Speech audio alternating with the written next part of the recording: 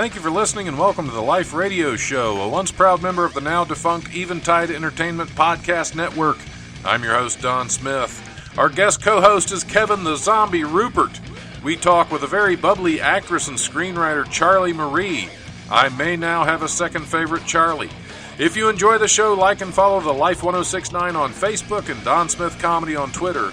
Or tune in live on Tuesdays from 7 to 9 p.m. on WWSU 106.9 FM, or you can stream the show live at WWSU1069.org. The brutal presence overwhelms me. The brutal presence overwhelms me. All right, hey, welcome to the Life Radio Show. It is that time again for more of whatever this is that we do here. Keeping it going. Yeah, keeping it going. I'm your host, Don Smith, sitting in with my guest co-host for the episode, Kevin Rupert. What's up, man? And you're seeing it. You're seeing it. I'm right here in front of you. It's right here. This is where it's at. Right. We have a phone call on right now. A caller, Charlie Marie.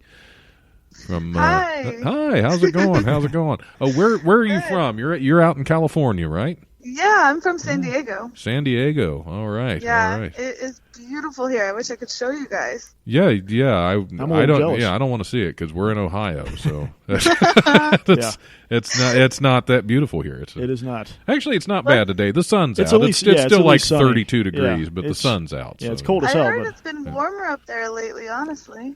It has not been much of a winter here. it's been milder than normal. Yeah, That's good. Yeah, That's very, definitely very good. much so. Well, that just means that all the insects are going to still be alive. They're going to be super Right. insects come summertime. Oh, So, no. that's what we're gonna have cockroaches like they have in Florida. The ones that you No. throw a shoe at and they try it on to see if those, it fits. That's palmetto bugs. Yeah. those that's- are. Like New York City cockroaches that are the size of like a shoe and a. yeah. There Oh, you my go. There gosh. you go. So, Charlie, welcome to the show. Want to learn a little bit about you? I have your IMDb pulled up. You do a lot of writing, you. don't you? Yeah. Oh yeah, I love writing. Honestly, I really love it. I got started when I was actually like last year.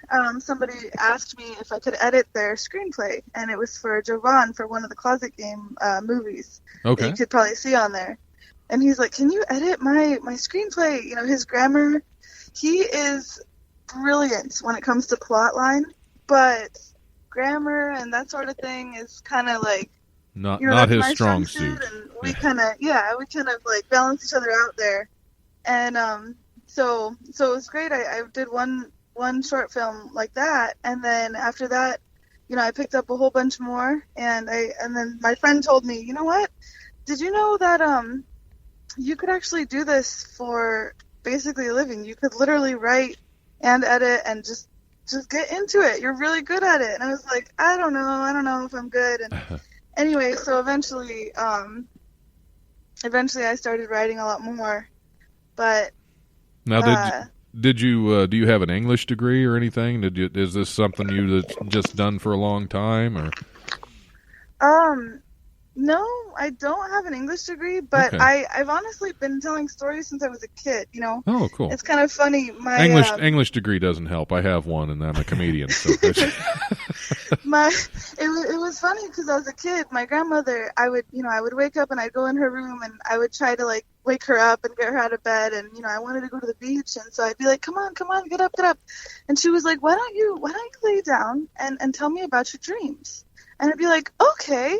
And so I'd lay down and I'd start talking about my dream, but she would start, going back to sleep, because that was the whole goal of trying to get me to tell her about the dream, was to sleep longer. So I'd start telling her about my dreams, and then I would end up noticing she would start to kind of drift back to sleep, and then I would make something interesting happen.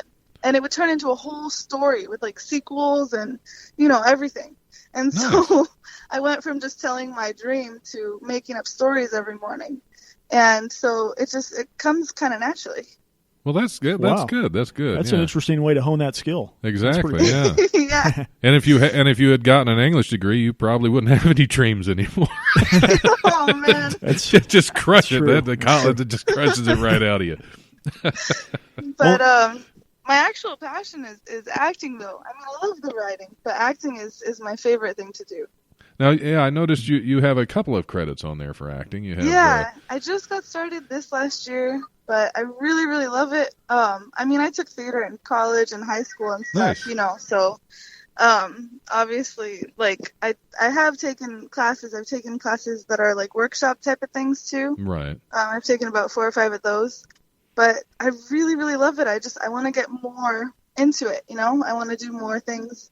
Yeah, So I'm working on that. it's a lot of fun just putting yourself out there into those Yeah. So you took theater in college. Did you do a lot of theater? Do you prefer theater to film acting? Actually, I prefer films. I've done I've done so many more workshops than I have like the theater. I did theater to kind of get started to see if I, you know, how well I would do. Basically, I was kind of nervous. You know, my family was like, "Why don't you be a nurse or a teacher or something?" And I was like, "Yeah, but I love this. Like, you know, I want to kind of go for it." And so, it was kind of my secret. I acted like it was like a you know, just kind of a side thing. I was like, oh, Right. yeah, I'll do theater for fun as an extra credit. But in reality, that was my favorite class.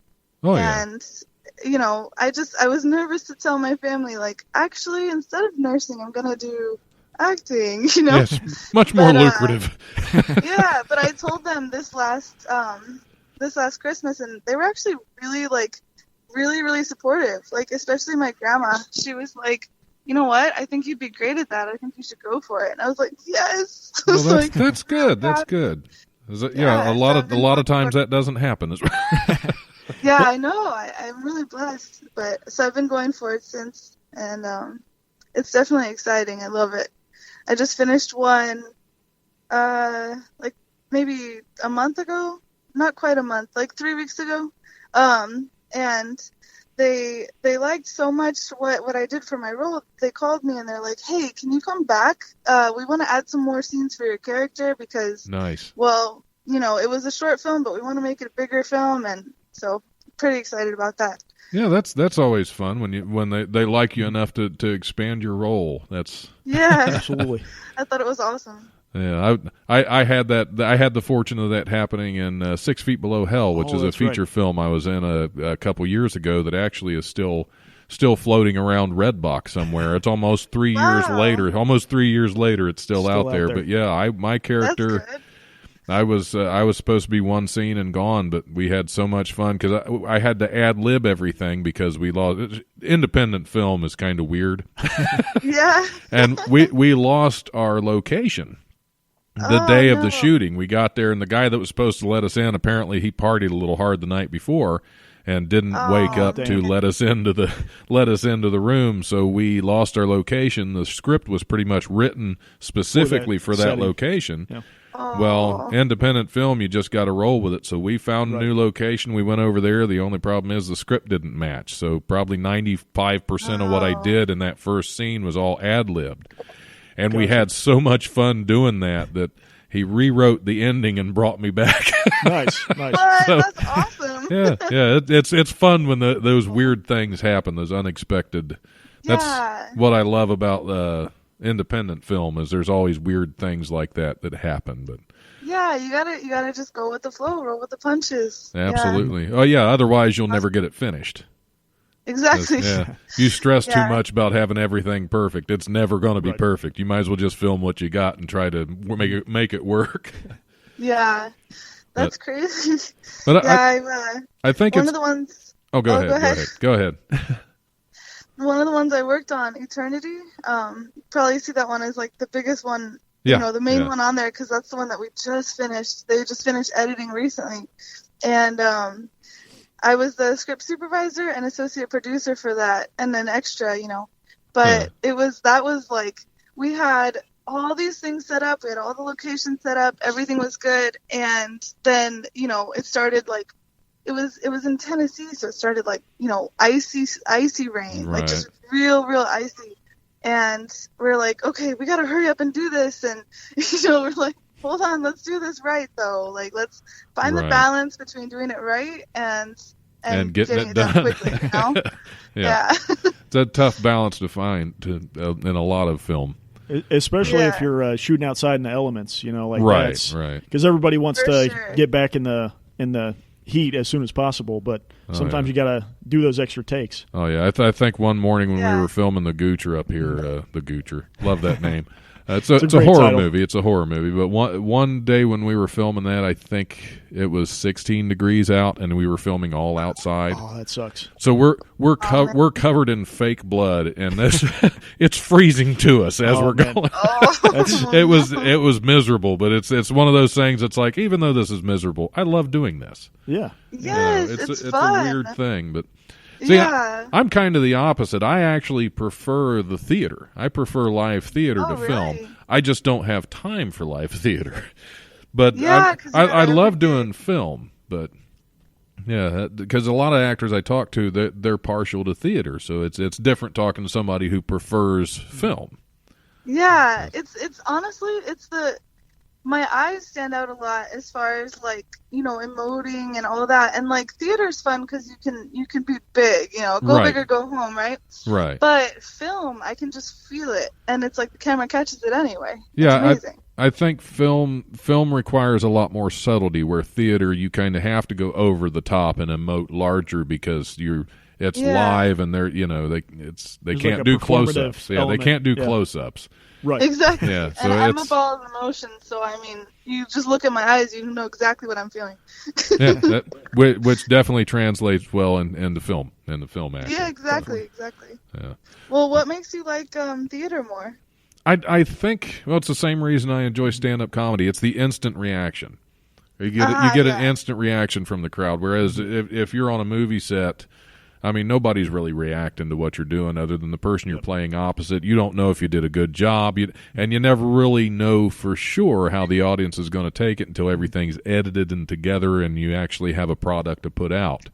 Whereas Yeah, that's true. live theater, you get one shot, and you Yeah. either did well or you didn't. And it's the same way with comedy. That's kind of how I got into stand-up comedy, is because I didn't have the time to do theater, but I still wanted to be on stage. And Yeah, that makes sense. it's a Yeah, the totally certainty. different animal. Yeah. But I That think is very that's cool. I think that's what I like about it, is that instant gratification. You know whether or not you're doing a good job. And I've had so many really fun moments in theater. I got to play a real jerk once, Owen Musser in The Foreigner, and I loved that because there was one point where I just blow up on somebody, and before that they're making fun of my character, and the audience and everybody's laughing, and then I explode in just this wow. angry torrent. And by the time I leave the stage, you could hear a pin drop, and just the tension in that room. Man. That's what I love about live theater, is that feeling you get when you know you just nailed something and you're walking off. Yeah. You're walking off like, oh my gosh, I got this. Exactly. Because I believe that show, the guy I was playing opposite, he came up and apologized to me afterward because he thought I did something to really make him mad because I was so into that character. I about knocked him over one of the set pieces. Wow.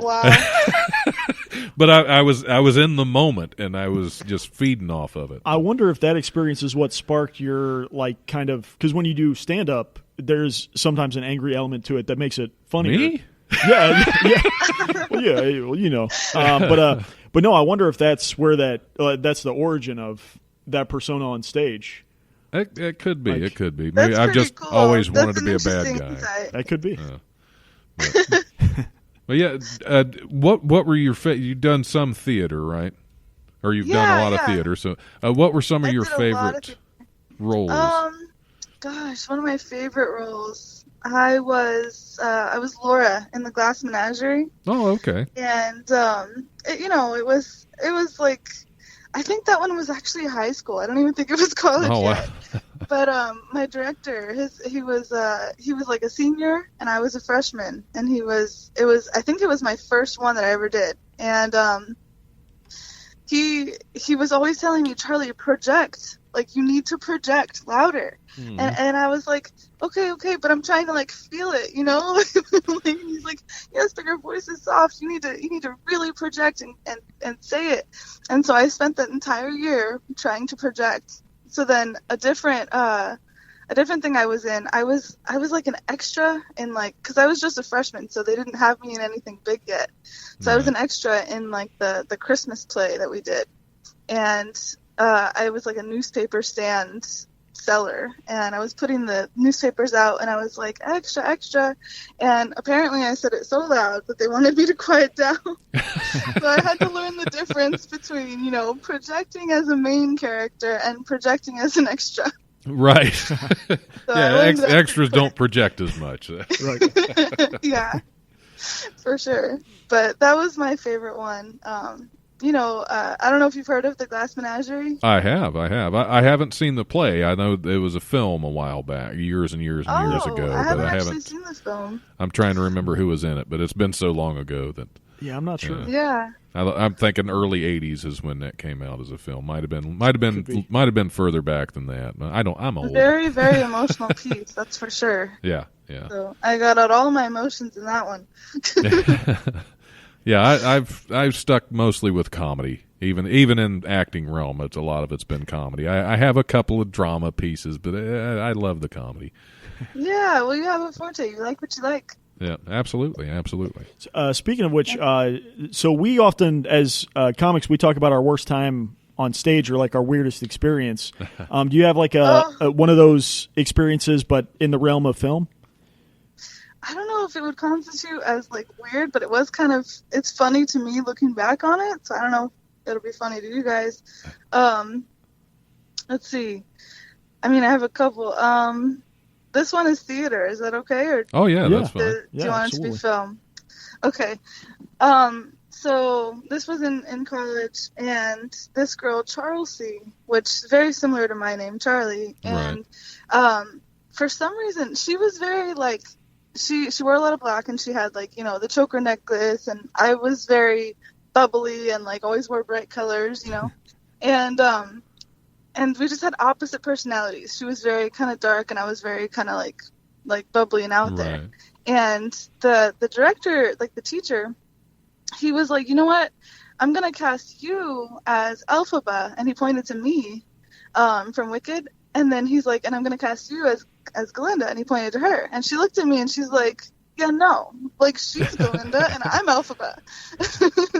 The director's like, actually, we want you to play your opposites. So that's exactly why we did that. Right, stretch it a bit. The whole time, so we were playing, I was playing Elphaba and she was playing Glinda. And the entire time, like, we would be on stage, she would look at me and just like underneath be like, I'm so mad at you, but like, let me be bubbly. This will be fun. And I was like, yeah, I'm brooding. Don't smile. So... It's hard to play your opposite. That's why I either play goofy or angry, because that's just me all the time. Yeah, it's fun. Yeah. But... I'd say the most opposite I've ever played is in Lost in Yonkers. Okay, I played the kid's dad, and he's very nervous, very angsty, very Gotcha. And that's not really me, I don't think. Sure. I played a zombie in a movie recently, and that was like dead on. That was perfect. Because you're sitting here, and I'm thinking, is Kevin here, or is it another damn zombie attack? That's why it felt like the perfect role for me. So I really enjoyed it. Yeah. Might be the only thing I can play. You're going to get typecast. Yeah, exactly. I'm going to be a the zombie. And, I'll get a hold of Rupert. You know what? Honestly, I think I am kind of always cast as my opposite, because this most recent one I was telling you about, I'm a gangster's wife. And nice. I'm super this is so the opposite from my normal like my friend always teases me, like, you act like Lizzie McGuire. You're just very bubbly and out there, and But then in this movie, I'm like, I'm quiet, I'm insecure, I'm worried about my husband if he's dead or not. I'm like the complete opposite. Yeah, I've been cast in some weird things that I just don't see myself as. I was cast as a Mexican drug runner once. It's like, how do I pull this? I am not at all Mexican. Right. So I developed a backstory in order to be okay with it, because I had it's a terrible accent. I mean, it wasn't even close. But although it was a better Mexican accent than the guy that was playing opposite me, who actually was Mexican. Oh, wow. Mexican American. There you go. But no, I developed a backstory that I was in the witness protection program. I just went back Nice. into crime. Okay, yeah, that's a good backstory. And I've played a Russian mobster. Okay, that one fits a little more. Yeah. Let's see that. I've played a redneck a lot. I play a redneck a lot. That's the typecasting, I think, for me is the big goofy bearded redneck. You have a little tiny subtle bit of an accent that's like almost Southern, which possibly could be why. I have a lot of family in Tennessee, so yeah, that's a big part I've of lived that. all over the country, and I can hear people's accents more than most people because I'm like, oh my gosh, you have a California accent. And they're like, what?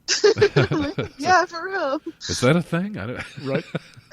Apparently, somebody mentioned it to me. I lived in New York for a while, and I just had met this like group of people that were part of my church, and so I met these people, and we're all talking, and for some reason they were trying to figure out where I was from. I guess because I was the new girl, and that's always interesting, you know. Right. And so they're trying to figure out where I'm from, and people guessed a bunch of different things. And this one guy goes, "Oh, she's from Southern California," and I'm like, well, dang, how did you know? You know?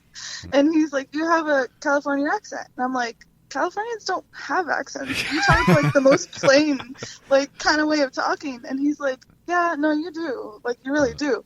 And I was like, all right. Like, and so I kind of watched out for it later on. And he explained it to me. He's like, look, I'm a linguist. So let me explain something to you. Oh, well, there you go. He like explained the whole thing to me. And then I started picking up on accents every time I moved. Like, I would realize, oh my gosh, you have a Florida accent. And the person's like, what? Yeah, as I have such a influence of Tennessee. If I'm down there for like a week or something visiting family, I will come back with an accent. Yeah. And be like, and I was born in Ohio, so it's not right. It's not like I lived there at any point. Sometimes native Ohioans have a little bit of a twangy kind of thing. Yeah, going on, I've noticed. Don't talk about my twangy thing on the air. That's a potential show title, the twangy thing. Don't talk about my twangy. I'll write that. Right. But just so you know, Charlie, the way we come up with an episode title is just we randomly say weird things, and every now and then something sticks, and it's like that sounds like a good show title. And we have many from the last episode. Nice. We had several. There was quite a few. That's good. Yeah, I always like to share samples. That way, you know what you're getting into with this show. Let's see, nonplussed by the ball, cockamania, coming down from a good nut smack. That's definitely the winner as of. But now. yeah, we have some strange. What was I writing down? Don't talk to me about what was it? Don't talk to me I don't even about remember. my twangy thing. My twangy thing. Yep. Don't talk about my twangy thing. Yeah. But yeah, it does seem like every now and then you'll meet like people who are natively from Ohio who have a little bit of like a Southern-ish accent. Yeah. You know? Yeah, I can hear it. Happens. Of course, I'm a mutt. I literally have some Texas in me. Like, I can't say accent without an accent. And, you know. And then I have, like, New York sometimes. Like, in that film I was telling you about, the recent one, where I was the gangster's wife. Right. He's like, you know, I wasn't thinking New York, but you have a New York accent. And I'm like, I don't have a New York accent. What? And he's like, yeah, you do. There's a little bit in there. And I'm like, oh, great. So I'm like, I have to, like, drop a bunch of my accents to make sure I sound, you know, the way they want. Yeah, well, my mother's side of the family is actually my grandmother on my mother's side was raised in Yonkers, New York. So okay. Yeah, she definitely had a very thick New York Right. accent. Absolutely. Yeah. So yeah, I've had all kinds of weird accents I've had to do playing parts. So I like it though. I like. Have you seen Inglourious Bastards with Brad Pitt? Yeah, I like his accent when he's giving that speech. I forget what. There's like they title the speech at some point, but I forget what it's called. But it's like scalps or something. He's asking for them to give him all the scalps, and his accent. I was like, man, like he really like stuck to it, and I was like, all right, I got to practice that. Yeah, as I used to do a lot more when I was doing a lot of theater. Right. And for some reason lately, I can't do a British accent. It always slips over into Australian. I can't stop it from doing that. Because I'll try. I was like, okay, let's go British. The next thing you know, I'm like, oh crikey, I can't do British anymore. I'm always Australian. This is starting to piss me off. But those are pretty similar accents, though. It's they easy are, to go they back are, and forth yeah. between the two. Yeah. But it's, somehow along the way, I've lost a lot of my accents. So yeah, I've never I really have to practice if I want to get to do them again. Sure. Yeah. I've never really been able to do accents. I don't think I've ever attempted it. Sometimes one comes out naturally, because there's a little southern, similar to you. I've got some family from the South, some from Northeast. Well, fortunately, you play a zombie a lot, so you Exactly. don't. You just have to work on your grunt. zombie accent, your zombie grunting accent. Yeah. It's pretty. You just gotta work on your the way you stand and walk, and growl basically. Exactly. Yeah. I did a lot of wheezing. For my you were a wheezy zombie. I was a wheezing zombie. I was a zombie with asthma. That was. So you did that a lot like what's his name played Batman? That's Christian Bale. Yeah, Christian Bale. Yeah, it was basically. His I was Batman with asthma. I was like, if Christian Bale was playing a zombie, what would he? Right, what would he do? And that's really a good way to go with it. Yeah. I think so. That's Yeah. you got to find that inner Christian Bale Weezy. Finding your inner Weezy. Christian Bale playing Weezy is a whole nother thing. Yeah, that's a reboot right there. Right. Exactly. Oh, man. Terrible. Oh, I just lost something. Okay, it's back. All right. Finding your inner Weezy. Do you have any specific accents that you like, Charlie, that you've done in different productions? Gosh, I don't know. I mean, most of the time they want me to. Honestly, a lot of times I'll pick, I did a little bit of it was very, very slight, and I wanted it to be slight on purpose because the other people didn't have an accent. But my name was Charlie, and I was the mechanic for Maybelline, Molly, and Me. This movie, it's a short film that Andrew Heller did. And I mean, he does amazing work. He did this other film recently that actually he's trying to get more people interested in looking at. It's called A Gift of the Heart, and they have a website and everything. It's just agiftoftheheart.com. And this was his initial movie to introduce A Gift of the Heart, and it's about this little girl that has cancer, and it's a really, really deep film, but I was kind of the lighthearted one in it. So I came in and I was a mechanic, and I had this very, very subtle, almost as subtle as yours, southern drawl. And they asked me, they're like, how's it going at the shop? And I'm like, well, you can only teach them boys how to turn a wrench so many times. And it's so subtle that you almost can't hear it, Right. Nice. I think that's the best way to handle an accent, is just to try to be a little subtle. Otherwise it can just get it's offensive. Just too much. Yeah. Like people who do a ridiculous Boston accent where it's way over the top. Yeah. I wish I could demonstrate it, but I can't. What is it they say? Park the car around the hall. Park the car. Yeah. Where'd you park the car? Don't park the car over there. Right. Yeah, that's a bit almost- much. Cute. When a guy has a Boston accent, but it's very subtle, it's where you can barely hear it. What was it, Boston Rob in Survivor, many, many years ago? He had this super slight accent, but it was so cute. What was it? What was that movie that was set in Boston? It had Mark Wahlberg in it, and that drove me nuts with their accents in there because they were so horrid. Ted? No, that one was bad too. But no, this was a serious movie. It was about the Boston bombing. No, gosh, who else was in it? I think DiCaprio was in it. Gangs. Oh wait, no, not Gangs of New York. Gangs of New York. I can't remember what it is. What You're a cop. He was a cop, and he kept saying "cop" like that. Cop 150 times. He was a cop. Oh, man, I can't. Oh God, it got on my nerves. Well, Mark Wahlberg, he knows the Boston accent probably firsthand. Yeah, but it was too much. It was over the top. It was over the top Boston cop. That's what I think. Over the top Boston cop could be. It could be a potential episode title. No. I think Finding Your Inner Weezy is still good. Gotcha. It's the front runner right now.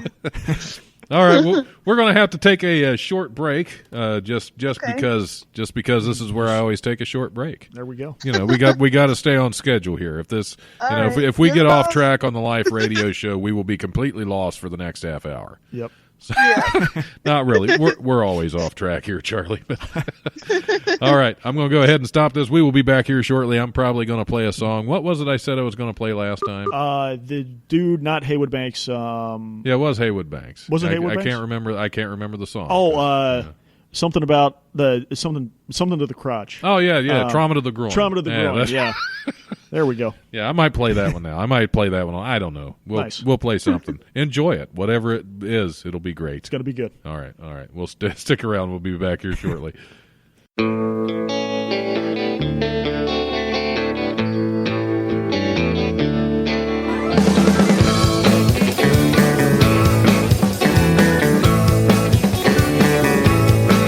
Loud cigarettes on the ocean floor. Can we redecorate? Or is it too late? Should I wait for something more? Since I don't know who I am, I'm a little torn.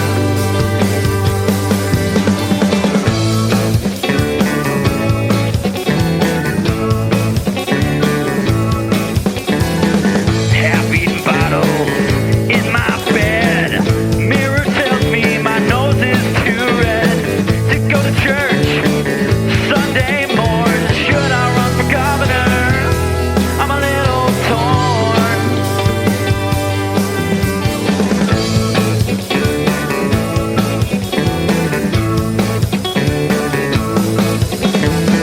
Now I know what you're thinking. You're thinking I can take a piss without my pants becoming totally unzipped. Now I don't know if that's really true, but the first person I tell, well, that could be you.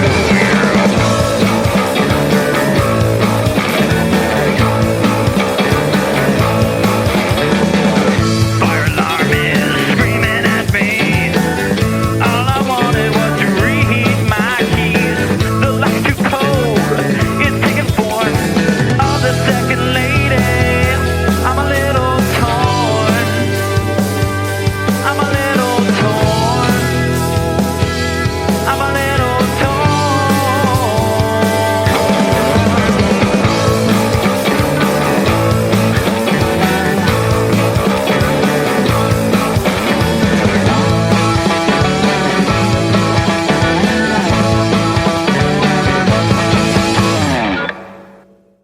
I was talking to this one woman for a little while, and this is not code for anything. I don't do good, obviously. You've seen me up here, right?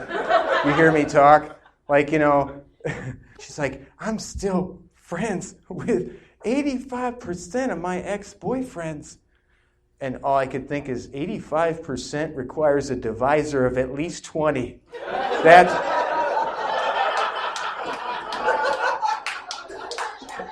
That is as far as you can break that fraction down right there. It's like 17 over 20, 85%. What if she meant like 34 out of 40 or 153 boyfriends out of 180? I don't care how you break it down. She's had way too many dudes in her denominator. Yeah, you got to have a little banter in between every now and then. So, Right.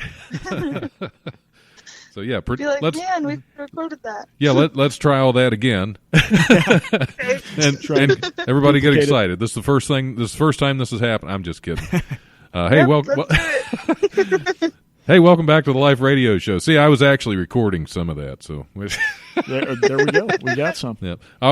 There's another Charlie. I always like to do that too. Charlie Hester was a co-host of mine there for quite a long time. She was supposed to be back a couple weeks ago and had to cancel because of weather. She couldn't make it from sucks. Illinois. Yeah, I was bummed. But I used to do that to her when we were recording all the time. She'd think we're doing a sound check and I'm recording the whole thing. She's saying just the dumbest things, and then I'll come back and say, "Hey, welcome back to the Life Radio Show." Nice. Oh my gosh, that's funny. Anyway, I'm your host Don Smith, sitting in with my guest co-host for the day, Kevin Rupert. I almost forgot your name, Kevin. Hey, it's been that long since wouldn't you've be been the on the first show. time that Kevin the Zombie Rupert. That's Rupert. right. That's my Rupert. Rupert. I'll take Rupert. That's fine. We've renamed you. There we Yeah, go. yeah. I like it. It's Roof- like I just Roofer. arrived at Ellis Island, and Right. you're like, Rupert doesn't work. Yep, You know, yep. people don't like that kind of thing here. So from now on, you're Rupert. Yeah, That's Rupert. that's it. Rupert the zombie. Rupert That's the it. zombie. Rupert Zombie. Yeah. And we still have Charlie Marie on the phone with us. Hello. Hello. And this is the section of the show where we cover some important news story. You know, Very important. these are the most important news stories that are out there. This is the stuff this is life-changing stuff right here. A lot of gravity. To it, you know? Oh yeah. There's Yep. nothing silly about any of these. Absolutely. It's time to get serious, guys. Yeah, absolutely. Let's see. Let's. This is exciting. This is exciting. A British scrap car recycling website is accepting applications for an unusual dream job, getting paid more than $600 to watch all 24 James Bond films. Oh my gosh. Car Take Back UK said it is accepting applications on its website for the, quote, license to watch job, which entails watching one James Bond movie every night for 24 consecutive nights. The winning applicant will receive all 24 films for free and be required to watch one each night for 2 weeks. I think their math is a little off there. Right. For 2 weeks. Yeah, that doesn't make any sense. Yeah, and record their thoughts on the movies. This is 2 weeks, Okay. 24 nights in 2 weeks, and 20. Yeah, one Yeah, film a there's night, something- 24 films. I mean, 2 weeks. I think the I'm math no is off. mathematician, Yeah.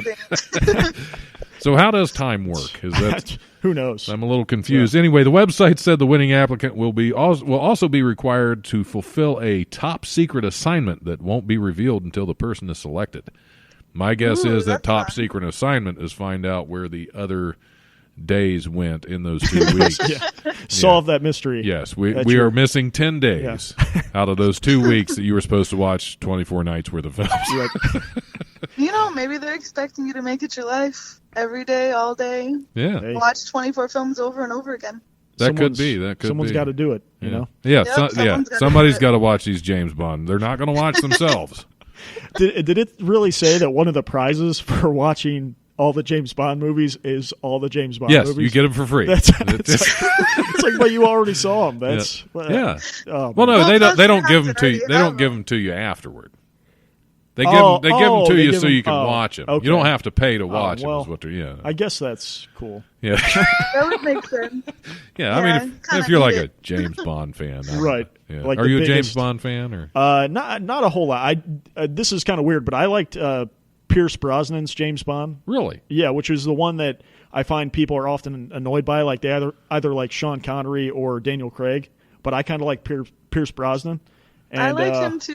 So I yeah, liked him I thought he was good. I like Sean Yeah. Connery, but when I was growing up, Roger Moore was the first Oh, okay. James Bond that I saw a James Bond movie of when I was growing Gotcha. up, and I liked Gotcha. Roger Moore. I've never That's seen awesome. him. Yeah.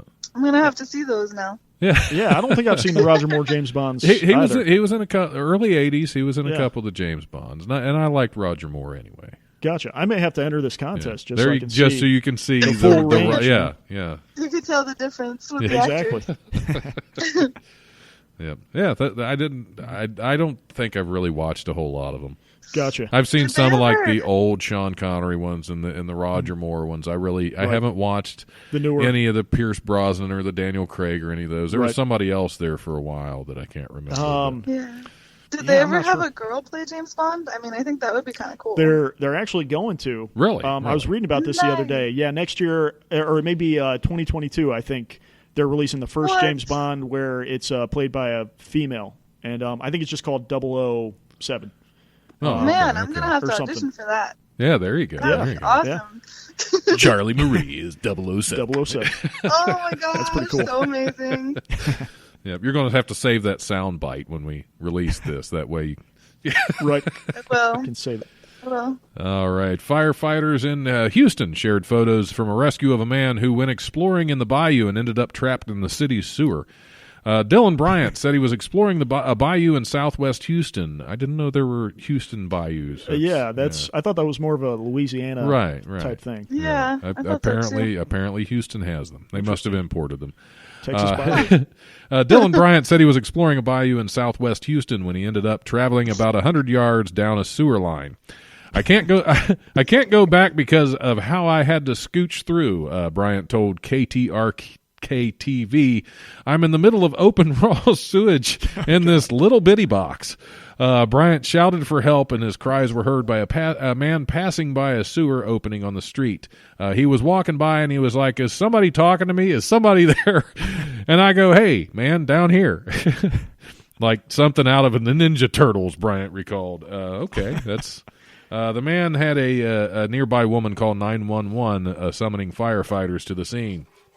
Like something out of Ninja Turtles. That's a pretty big oversight when you're aiming for the bayou and you end up in a sewer. Yeah. That's I don't know. Is that all that far a stretch to? It's like I know they said it'd be swampy, but this seems a little bit more.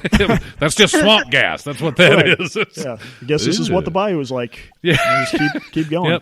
Yeah, maybe he just thought it was a bayou. He doesn't know the difference. That's why we got a bayou in Houston. It was really the sewer all along. That's right. Yeah. They just renamed it. Right. Oh my gosh. Houston's bayou sewer. Exactly. Ugh. That's gross. That's not good. Yeah, that is not good at that. Hey, we have a story about a pet snake. Snake. Yeah, that's that one's just for me. Yeah. That was just for you. A pet snake in Australia needed some emergency care after it swallowed an entire beach towel earlier this month. Oh my God. A video posted on social media by Sydney's Small Animal Specialist Hospital showed how vets saved the pet named Monty. Python. Of course. Yeah. The 10-foot, 18-year-old female jungle carpet python was given anesthesia and scanned to find the towel, the organization wrote on Facebook. Dr. Olivia Clark of the hospital's Avian and Exotics department then sent forceps in through an endoscope to grab the towel and pull it. As the video shows, she had to keep pulling, but both snake and towel are doing well. They saved the towel. That's good. I've heard of snakes munching on carpet, but not right.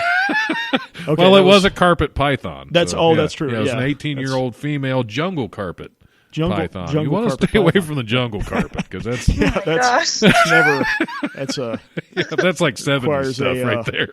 What's the thing where you slash it back and forth? The machete? Yeah. The thing where you slash it back and forth. To navigate the jungle carpet. Right. You might end up in the Houston Bayou. That's true. That which is the sewer, as we know. Oh, you don't want to take the chop through your way through the jungle carpet and get to the sewer. That's right. Man, we went so far off the rails. Oddly enough, not the furthest we've been off the rails on this show. That's true. Yeah, it's not. It's been. I mean, this before. episode's been okay, but right. Most of these shows they just go a lot further than that. Yeah. A 61-year-old Pennsylvania woman who was seeking a liver transplant caused quite a brouhaha after doctors tested her urine to discover the presence of alcohol. The patient insisted she had not been drinking that day, but doctors at the University of Pittsburgh School of Medicine and Medical Center were skeptical. Since excessive drinking can harm the liver, they pushed her to enter an alcohol abuse treatment program instead, according to the Washington Post. But the woman kept insisting she wasn't an alcoholic, and she showed no signs of visible impairment from drinking. Eventually, doctors discovered that the real trouble was brewing in her bladder. The organ was producing alcohol on its own, according to a case study published Monday in the journal Annals of Internal Medicine. It seems the woman suffered from a urinary auto-brewery syndrome, which caused her bladder to make alcohol. Well, that's a great excuse for if you get caught driving drunk. That is a really good excuse. Yeah. That's like... And a lot of fun at parties. yeah, exactly. You show up, you don't even have to pregame. Like, you just show up and you're ready to go. Yeah, but she wasn't drunk from it, though. That's the weird thing. Oh, that is weird. Yeah, she showed no signs of impairment, so she apparently wasn't drunk. So, that's crazy. That is really strange. Well, you learn something new every day. Yeah, you'd have to have a pretty strong chaser if you're going to. Yeah, no kidding, man.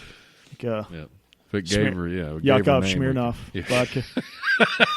Yep, he produced his own. That's right. All right. This has been a uniquely gross episode. Yes. I'm terribly sorry, Charlie. Sorry. I guess about that, I should have picked my news stories a little better, but I have to cover what's important. That's right. Who says politics is trash? Count Count Benface, a self-proclaimed fearless space warrior who ran against UK Prime Minister Boris Johnson in last year's general election, has announced his plans to run for mayor of London. Vowing to, quote, take out the trash, Benface, who also ran against Theresa May in 2017 election under the alias Lord Buckethead, said he's throwing his bin in the ring because the race needed shaking up. He's got my vote. Yeah, it's the greatest city on the planet. I call it the Earth Capital, Benface told the Press Association. As such, it needs people from outside the Earth to pay its dues. Wow. That is specifically British, I think. It That really is. Yeah. I used to work in politics, so if Benface needs a campaign manager, I'm throwing it out there in case he happens to. Now, as a campaign manager, would you consider switching his name back to Lord Buckethead, or do you think Count Benface would? Which one do you think would be more popular? Which would poll better? I think it depends on what audience you're in front of, And I mean, if you're already if you're Lord Buckethead or Benface, you don't really need to worry It's Count about Benface. Count Benface. So it's a royal title either way. Okay. You know what? Lord Buckethead sounds a little more distinguished. Yeah, it does. Now that I think about it. Yeah. Lord Buckethead is good. Yeah. I agree. Yeah. That one's probably better. I already forgot the first part of Benface. Now I'm Count Benface. Yeah, Count okay, I was thinking Benface, Admiral Benface. Yeah, Count? Well, he didn't say he was military, so. Okay. That's so that would be Dracula stolen valor. Thing, I think Lord is the way to go. I agree. I agree. Yeah. Lord Buckethead. That's because Lord Dracula would not really install as much fear as instill as much fear as Count Dracula. That's exactly. Yeah. No, I think we figured it out. Okay, so that is our political advice to Count Benface is switch back to Lord Buckethead, yes. And you will definitely win. Yeah. There's zero chance you'll lose. Yeah, well, you're going for mayor of London, so yeah, you're going to lose either way. And would you really want to win? I mean, I don't know. Right. It seems like a tough job. Yeah, that'd be better than mayor of Dayton, though. Yeah, that's a really tough job. As many have demonstrated. Yes. Michigan man was attacked by his samurai sword-wielding partner last month after he allegedly didn't buy marijuana for the suspect. According to a report on Wednesday, Neil Patrick Wasinski, 28, was hit with various assault charges on January 18th, 2 days after allegedly punching the victim's rib cage and stabbing him with a 21-inch sword inside the suspect's apartment. Still armed with the bloody sword, Wasinski chased the 23-year-old victim into the parking lot before they both took refuge in their separate apartments, the victim said, according to MLive. Police were called to the scene around noon on January 16th when they found the victim smoking a cigarette while holding a bloody towel to his side, the news website said. He suffered multiple stab wounds to his arm and torso and was taken to a local hospital in critical condition, has since recovered. Wow. Oh, yeah. I'm glad he's doing better. Jeez. Yeah, I don't know. I think he's still got a long road.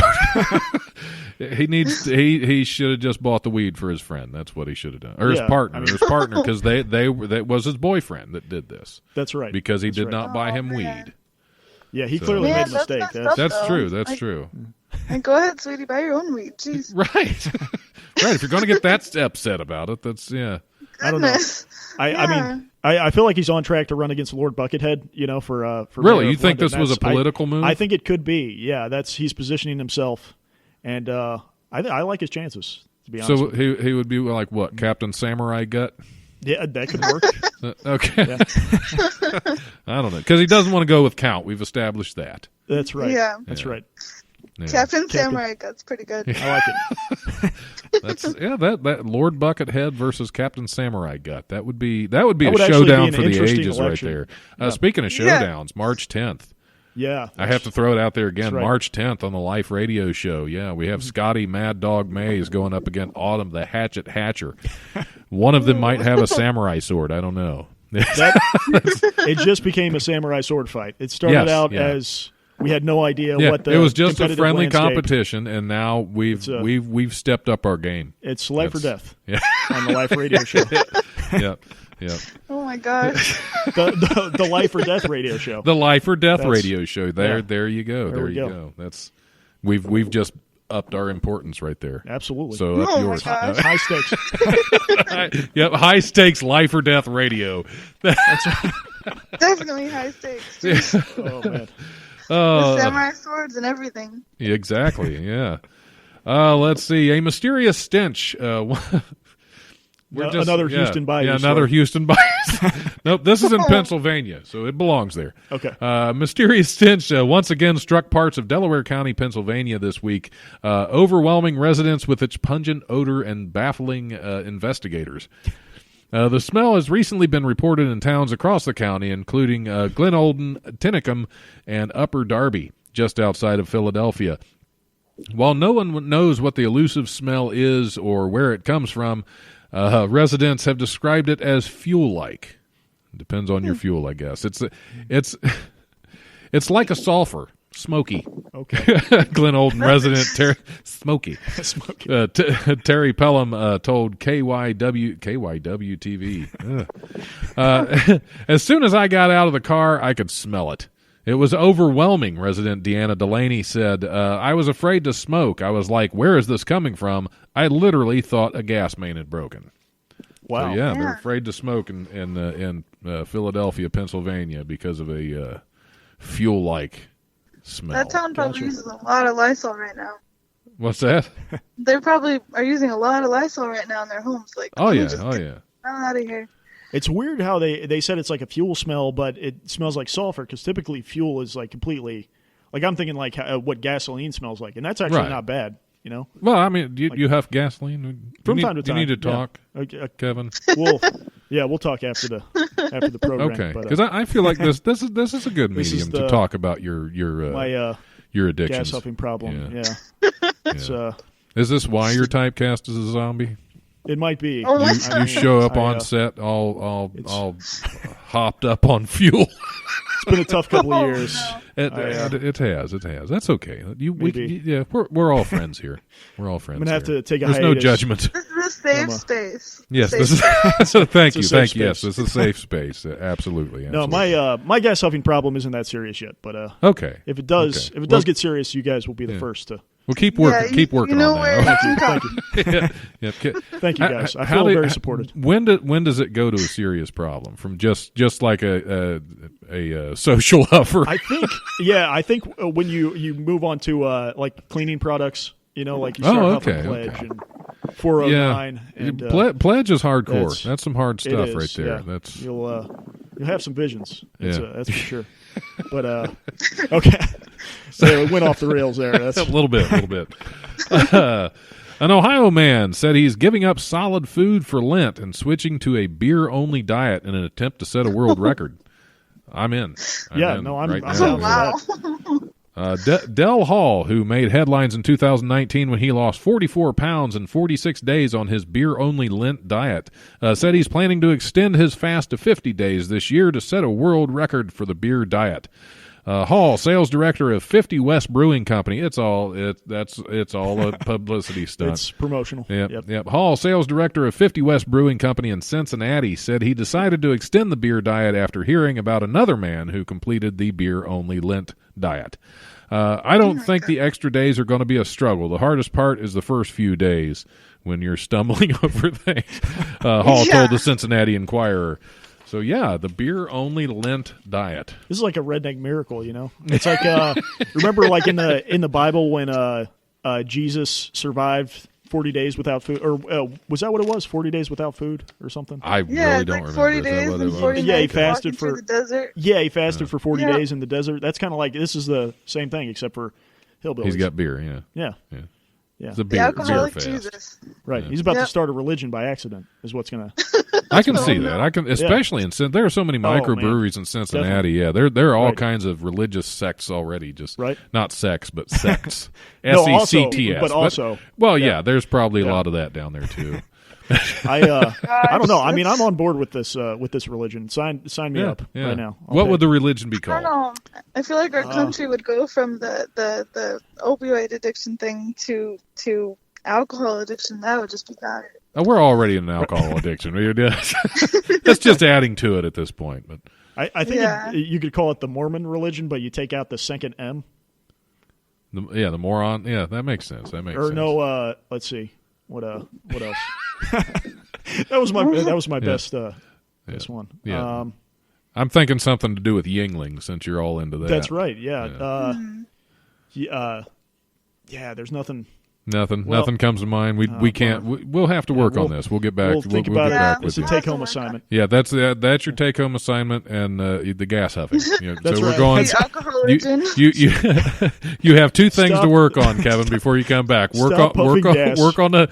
Oh, I didn't say stop. I just said work on it because you work said on it. it's Okay. not a problem yet. So you got That's to work right. on that. Yeah, work Keep on puffing it until gas. it becomes a problem. So Right. Make it become Start a a problem religion. and then come back. Right, because Yeah. then we'll have more to talk about. Okay. Yeah. This is, And then develop your Yingling religion. Well, now I have 2 items on my to-do list, so I'm gonna make it happen. It's homework. It's due That's tomorrow. right. That's Yeah. right. Do tomorrow. Wow. Yeah, she that's, really stepped it up. I don't know if I can pull that off. That's a Well, you're going to have to. okay. Charlie spoke. I'll see what I can do. Try and make that happen. On this show, Charlie's make the rules. That's right. Okay. That's right. Yep. Shout out to Charlie Hester. Yeah. We miss you here on the Life Radio Show, Charlie. Not you, Charlie, but Charlie. Yep. Yep. And bad weather in Illinois is not an excuse. That's right. If you really wanted to be here, you Right. would have been here. No, I'm kidding. We'll have to get her back on sometime, man. Absolutely. Yeah. We'll have to get Charlie. We'll have to get Charlie on. Both Yeah. Charlies. We'll have to get Yeah. Charlie on with Charlie. The double Charlie show. That's gonna Yeah. be fun. Yeah. Trying Yeah. to figure out who you're talking Definitely. to. Exactly, because I'm not going to specify. Just go back and forth. Right. So tell me We'll about just yourself, play Charlie. turns answering. Right, there you go. Yeah, I'll just sit back and let the 2 Charlies go at it. That's Awesome. Well, we have a couple minutes left. I do want to give you some time to throw out any social media, any projects you're working on that you want to promote, just to make sure that, because that's like the whole purpose of this. Well, of course, check out my IMDb. I mean, you said you did earlier, but also the A Gift of the Heart that I was telling you about that Andrew Heller has been working on to try and get it. Basically, once we make the movie, all the proceeds are going to go toward families with children that have cancer and try and help them. Very serious, I know, compared to the funny show, but you did have that serious segment, so. Oh yeah.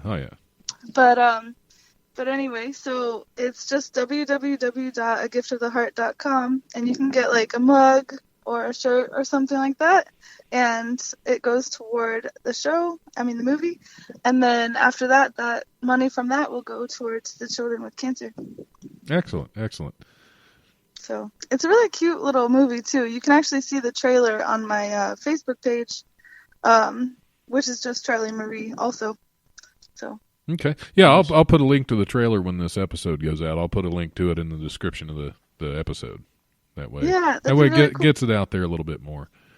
Thank you. Yeah. Rupert, do you have any shows coming up you want to promote? Yeah, sure. April 8th, Billy's Burgers, Beers, and Laughs. We're going to be back doing that one for the first time in a couple months. Oh, good. I had fun at that one the last time. Yeah, it was. It's a show that's been improving, and I'm looking forward to it. And then the very next night, we have a Barrel of Laughs in Springboro. Is that the one I'm on? Yeah, it is. Yeah, I'm going to have to. I've been on stage once this year so far. I'm going to have to. Gotcha. I'm in a rut. I'm in a rut. That's right understandable. now. No, it happens, man. But that's going to be a great show, and we're going to have a good time. And then April 24th, we're back at Franklin Tavern. Nice. Which again, I had fun when I did that one too. That's right. Yeah. That was a good show. I was worried about that one because they were very chatty. Absolutely. At first, yeah. they were very chatty, and they I guess talk at the beginning. Well, like you had mentioned my anger on stage. I think they really. One of them asked me one question, and that was that was the only chatty I got from them the whole night because I just kind of exploded in my anger.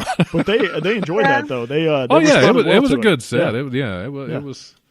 That's a fun show. That was a fun show to do, and I'm glad you're still out doing a lot of these because we need people to run good shows, and we need good people running good shows, and you've done some of the better ones locally for some time now, and I appreciate that. Thanks, Don. I'm going to try and keep it going.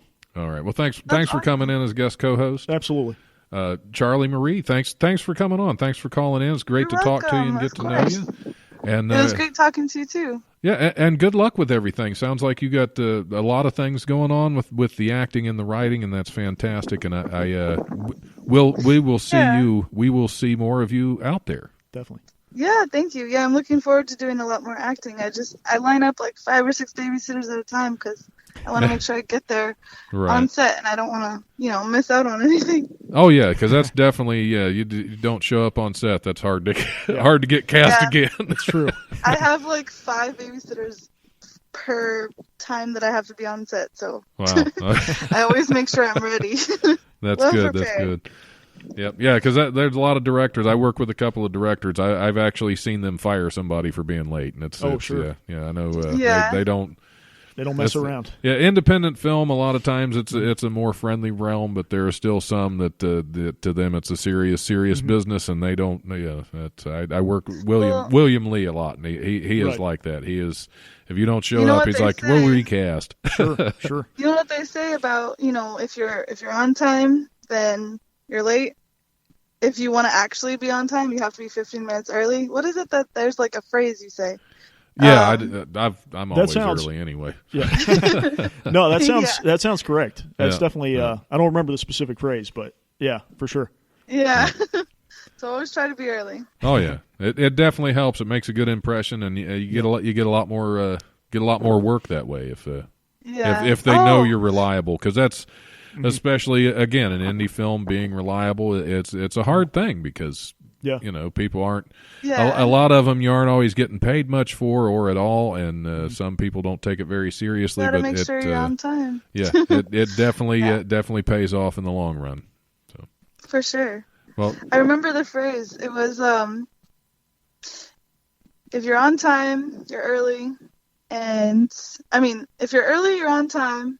And if you're on time, you're fired. That's what it was. There you go. Nice. That's rough. All right. It is. Yeah. Well, thanks again. It was great talking to you, and we'll be in touch. Yeah, you too. Thank you. Bye-bye. Bye. All right. Thanks for calling, and thanks for listening to the Life Radio Show. We're out for another week or another couple of days. I don't know. Whenever this is all it's coming life, out man. there. It's unpredictable. Life is very unpredictable. Absolutely. All right. Thanks. Absolutely. Absolutely. Yeah. See? Thanks a lot, Kevin. Right there. All right. We'll catch you guys later. Tune in next time. We'll be doing other stuff with other people. And March 10th, the big showdown. You don't want to miss it. That's a chance to see that the winner of the first recipient of the Life Radio Show's Samurai Sword Golden battle. Cock. Yeah, the Samurai Sword battle is all about the Golden Cock. That's right. That's right. All right, we're out of here. Bye.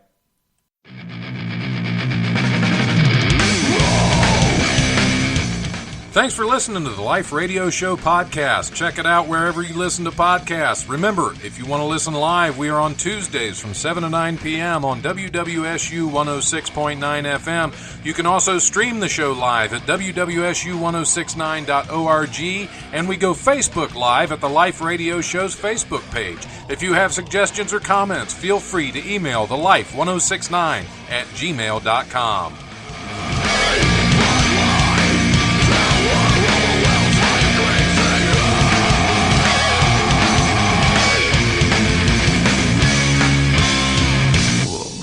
Presence overwhelms me. The brutal presence overwhelms me. Even though this is miserable, I love doing this.